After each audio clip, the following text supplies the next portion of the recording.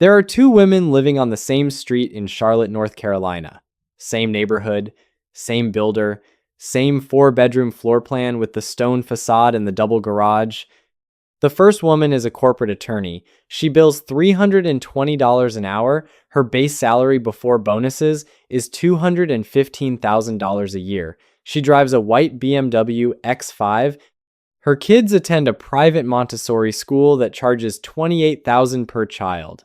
She has a Peloton in the basement, a wine fridge in the kitchen, and a recurring anxiety prescription she fills every 30 days.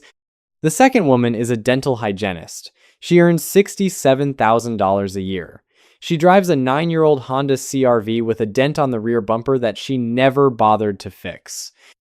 Her kids go to the public school 4 blocks away. She packs lunches. She cuts her own hair every 6 weeks using a tutorial she found online 3 years ago. Here is the part that will bother you. The dental hygienist has a higher net worth than the attorney. Not by a little, by almost $400,000. She has more cash in the bank, more equity in her investments, and fewer obligations pulling at her income every single month. And the attorney, if she lost her job tomorrow, would be underwater within 90 days. That is not a hypothetical. That is the exposed nerve of the American financial system. The people who earn the most are often the ones closest to collapse. And nobody is talking about it because from the outside, everything looks perfect. My name is Anderson, and today I am going to dismantle the most dangerous lie in personal finance. The belief that a high salary protects you from financial ruin. It does not. In many cases, it accelerates it. And I am going to show you the exact mechanical reason why, using real numbers, real psychology, and a framework you can use tonight to figure out whether your income is building your freedom or funding your prison.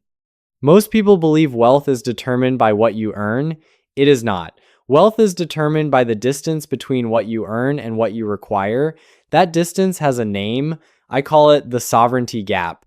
And for high earners, that gap is almost always thinner than it is for the people who earn half as much. Here is why. When you make $50,000 a year, the world does not expect much from you. Nobody raises an eyebrow if you drive a used car. Nobody questions a small apartment. Your lifestyle has a natural ceiling because your income enforces it. You might not love the ceiling, but it protects you. It prevents you from making commitments your future self cannot sustain. But when you cross into the 6-figure territory, and especially once you pass $150,000, something shifts. The ceiling vanishes, and in its place, you get a conveyor belt. A series of escalating expectations that feel mandatory but are entirely optional. You just cannot see that they are optional because everyone around you is on the same belt, moving at the same speed. Your colleague buys a house in the right zip code. Now you need one. Your neighbor leases a new SUV every 3 years. Now the old car feels embarrassing. Your children's classmates attend enrichment programs that cost $400 a month. Now, your kids need them too. None of these decisions feel like choices. They feel like requirements, and that is the trap. Because a requirement you did not choose is the most expensive kind of spending there is. It locks in without your permission and compounds against you silently for decades. I have spent years studying the spending architecture of people who earn between $150,000 and $400,000 a year, and the pattern is identical almost every single time. There are exactly 3 financial signatures that account for 80 to 90% of the damage. Not subscriptions, not dining out, not the morning coffee that every budget guru wants you to eliminate. 3 structural commitments that, once signed, cannot be undone with willpower. The first signature is the house. Not any house, the aspirational house, the one that matches your title rather than your savings. The average physician, senior engineer, or corporate director does not buy a house based on what they can comfortably afford. They buy based on what the bank approves them for. And banks will approve you for a mortgage that consumes up to 43% of your gross income. On $200,000 a year, that means the bank will happily write you a loan on a home that costs you over $7,000 a month when you include principal, interest, taxes, insurance, and maintenance. $7,000, that is $84,000 a year, just to keep a roof over your head. But a family earning $200,000 after federal and state taxes is likely taking home somewhere around $12,000 to $13,000 a month, depending on the state. So the house alone just consumed over half of your actual take-home pay. You have not eaten yet, you have not put gas in the car, you have not invested a single dollar. And you are already more than halfway through your income. The second signature is the vehicle, or more accurately, the vehicles. High-earning households almost always operate two financed cars. Not because they need two luxury vehicles, but because one spouse upgraded and the other felt entitled to match. A typical two-car payment for this bracket runs between $1,200 and $1,800 a month when you include the lease or loan, full coverage insurance, and fuel. Let us call it $1,500. That is another $18,000 a year evaporating before you have made a single discretionary choice. The third signature is education. This is the one nobody wants to question because it wears a moral costume.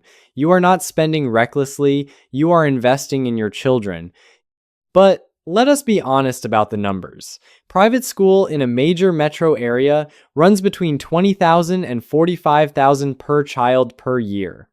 If you have two children at the median of about $30,000 each, that is $60,000 paid with after-tax money. Which means you need to earn roughly $85,000 to $90,000 in gross income just to cover tuition. On a $200,000 salary, nearly half your gross pay has gone to school fees alone before you have paid for the house, the cars, the groceries, or your own retirement. Now, stack these three signatures together. The house is $84,000, the cars were $18,000, the school at $60,000. That is $162,000 in annual fixed obligations. Your gross income is $200,000. Your after-tax income is probably around $145,000 to $155,000 depending on the state. You are already underwater. You are spending more on fixed commitments than you bring home. The deficit gets covered by bonuses, by credit cards, by home equity lines, by the quiet erosion of whatever savings you had before the signatures were signed. And here is the psychological dimension that makes it even worse. Because these commitments feel respectable, they do not trigger the guilt alarm that frivolous spending does. Nobody feels ashamed of a mortgage payment. Nobody feels reckless paying tuition. The emotional guardrails that might stop you from blowing $1,500 on a handbag do not activate when you are spending 5 times that much every month on obligations that society considers responsible. The most destructive spending in America does not feel like spending at all. It feels like being a good parent, a good neighbor, a good professional. There is a secondary mechanism that makes this worse, and almost nobody talks about it. I call it the exhaustion multiplier. The jobs that pay $200,000 a year are not gentle. They demand 60, 70, 80 hours a week. They demand emotional bandwidth. They demand that you show up sharp, perform under pressure, and make decisions that carry real consequences. By the time you get home at 7:30 or 8 o'clock, you are not in a position to optimize your spending. You are in a position to collapse. And collapse is expensive. When you are exhausted, you do not cook. You order. The average high-earning dual-income family in the United States spends between $1,200 and $2,000 a month on food delivery, takeout, and convenience dining. Not because they love restaurant food, because they are too depleted to stand at a stove. When you are exhausted, you do not compare shops. You click the first option. You pay for expedited shipping. You hire someone to do the thing you technically could do yourself because your time feels too scarce and too valuable. And that calculation is not irrational. Your time is valuable. But the problem is that you are not trading time for money. You are trading money for the feeling of having time. And that feeling is fleeting. The relief of ordering delivery lasts 20 minutes. The charge on your credit card lasts 30 days. This creates a devastating loop. You work hard to earn a high salary. The hard work exhausts you. The exhaustion makes you spend more.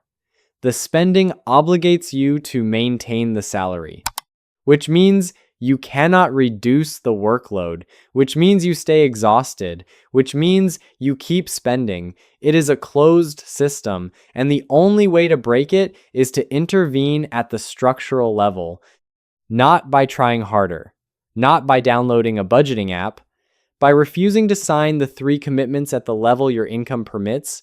If this is helping you see money differently, take 2 seconds to hit the like button. It genuinely helps the channel reach people who need to hear this. So, what does the alternative look like? Let me introduce you to a concept I call the sovereignty ceiling. It works like this. You decide right now, before the next raise, before the next promotion, before the next bonus hits your account, what your maximum lifestyle cost will be. Not your minimum, your maximum. You pick a number that represents the most you are willing to spend on your life per month, regardless of what you earn. And then you defend that number like it is a border. For a household earning $200,000, I would argue the sovereignty ceiling should sit at about $6,000 a month in total fixed costs. That includes housing, transportation, insurance, and any recurring obligations. $6,000 a month is $72,000 a year.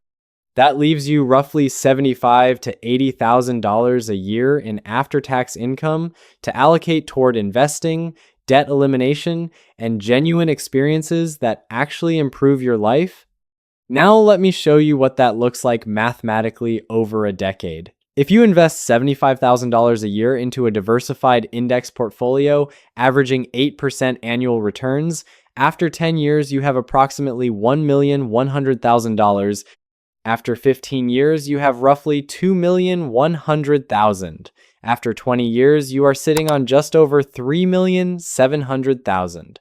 And that $3,700,000, conservatively withdrawn at 4% a year, generates $148,000 annually, which means your investments alone are now producing nearly as much income as your salary. You have reached what I call the sovereignty point, the moment where work becomes optional, where every hour you spend at your desk is a choice, not a sentence. Compare that to the typical high earner who saves 5% of their income on $200,000, that is $10,000 a year invested. After 20 years at the same 8% return, they have approximately $494,000. Their investments generate roughly $20,000 a year. They cannot retire. They cannot slow down. They cannot walk away from a toxic boss or a declining industry. They are chained to the salary because their lifestyle requires every dollar of it. Same income, same number of years. One person is free, the other is trapped. The only difference is the sovereignty ceiling. I need to address something uncomfortable here because if I do not, everything I just said will bounce off you like water off glass. The reason most high earners will not implement this strategy is not mathematical ignorance. It is identity. You have built a version of yourself around your earning power. Your house communicates something. Your car communicates something, the school your children attend communicates something, and if you downshift those signals, you feel like you are admitting failure. You are telling the neighborhood, the colleagues, the in-laws that you cannot actually afford the life you have been performing. This is what psychologists call identity protective cognition. You will reject information that threatens the story you have told yourself about who you are. So when I tell you that your $400,000 mortgage is destroying your future, a part of your brain does not hear financial advice. It hears an accusation. It hears someone saying your home is not good enough, that you made a bad decision, and the ego rushes to defend itself. You do not understand my situation. My neighborhood is safe. The schools are excellent. This is for my kids. And those things might be true, but they are also the exact rationalizations that keep the trap functional. The trap does not work if you see it clearly. It only works when it is dressed in the language of responsibility and love. The most effective financial prison is the one you are proud to live in. Breaking free requires a different kind of identity, not the identity of someone who cannot afford luxury, the identity of someone who chooses not to need it. There is a massive psychological difference between I cannot buy the bigger house and I do not want a bigger cage. The first statement is about limitations. The second is about power. And the people who build real, lasting, generational wealth almost always operate from the second mindset. They are not depriving themselves. They are purchasing something far more expensive than a house. They are purchasing the right to stop. And if you are getting something real from this, consider subscribing. I make content like this every week for people who want to think about money differently. Let me give you 5 specific actions you can take this week. Not someday, this week. First, calculate your true sovereignty gap. Take your monthly after-tax income and subtract every single recurring obligation. Mortgage, car payments, insurance, subscriptions, tuition, minimum debt payments. Everything that hits your account, whether you are awake or not, the number left over is your actual sovereignty gap. If it is less than 30% of your take-home pay, you are in the danger zone. You are one unexpected expense away from using credit to survive. Second, identify which of the 3 signatures is the most inflated. Is it the house, the cars, the schooling? Pick the biggest one and start planning its reduction. That might mean refinancing. It might mean selling and downsizing. It might mean transitioning from private to public school. These are not small decisions, but they are the only ones that actually move the needle. Everything else is decoration. Third, automate your sovereignty investment before you see the money. Set up an automatic transfer on payday that moves at least 25% of your after-tax income into an investment account. Not a savings account where it sits, earning nothing. An investment account linked to a low-cost index fund. The money should disappear from your checking account before you have a chance to allocate it to comfort. Fourth, institute a 90-day rule on any new fixed commitment. Before you sign any lease, mortgage, enrollment, or contract that creates a recurring monthly payment, wait 90 days. If after 90 days you still want it and you can fund it entirely from your sovereignty surplus without touching your automated investment, then proceed. But most impulses dressed as necessities will not survive 90 days of scrutiny. Fifth, price 1 luxury and freedom units this week. Take something you have been considering purchasing, the kitchen renovation, the new car, the club membership. Divide its total cost by your daily after-tax income. That gives you the number of working days that purchase will cost you. Not dollars, days of your life. If the number makes you uncomfortable, trust that feeling. It is your future self trying to protect you. Let me take you back to Charlotte. The attorney on that street is not a bad person. She is not irresponsible. She is not foolish. She is trapped in a structure she built one signature at a time, each one feeling reasonable in isolation, each one closing the walls a little tighter. She goes to work not because she loves the law, but because the law pays for her life, and life requires the law. She is running a machine that feeds itself. The dental hygienist 4 doors down does not think about money very often, not because she is wealthy by any traditional measure, but because her obligations are small enough that her income covers them with room to breathe. She has a margin. She has a 6-month emergency fund. She has a brokerage account that has been growing quietly for 11 years. She does not check it often. She does not need to. It is just there, accumulating, compounding, waiting. And when the hygienist's daughter asks if they can take a trip this summer, she does not have to calculate whether the credit card can absorb it. She just says yes. That is not wealth on paper. That is wealth in the body, in the nervous system, in the absence of that low hum of dread that follows you into sleep and greets you when the alarm goes off. That calm, that margin, that ability to say yes without doing math in your head first, that is what a high salary was supposed to buy you. And for most people, earning $200,000 a year, it never does, because they spent the salary before it arrived. They signed the commitments before they counted the cost. They confused earning with having, and by the time they realized the difference, the signatures were already dry. You do not have to be that story. You can earn 200,000 and build a fortress. You can earn 200,000 and retire in your 40s. You can earn 200,000 and never once feel the panic of a missed paycheck. But only if you understand that the salary is not the wealth. The salary is the raw material. What you do with the space between earning and spending, that gap, that sovereignty, that is where the wealth lives. Protect the gap. Widen it. Defend it like your freedom depends on it. Because it does. I am Anderson. I will see you in the next one.